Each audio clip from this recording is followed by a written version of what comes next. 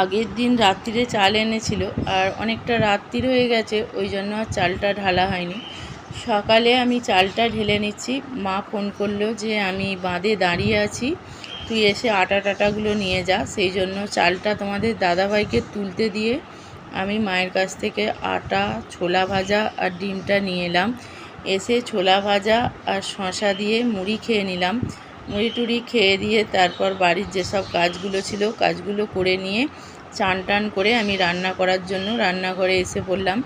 এসে দেখলাম যে তোমাদের দাদাভাই একটু মাংস এনেছে। মাংসটা আমি ধুয়ে পরিষ্কার করে রেখে দিয়ে পাখিকে দুটো খাবার দিতে গেলাম। শাক এনেছিল আর কি, থালকুড়ি শাক।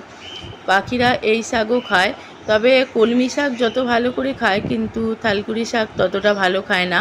তবুও ওরা একটা একটা করে মুখে করে করে নিয়ে চলে যাচ্ছে, যে যার ডেরায় গিয়ে ওরা খাচ্ছে, নাহলে মুখ থেকে টানাটানি করে, সেই জন্য একটা একটা করে এরা নিয়ে চলে যাচ্ছে। আর অনেকগুলোই শাক দিয়েছি।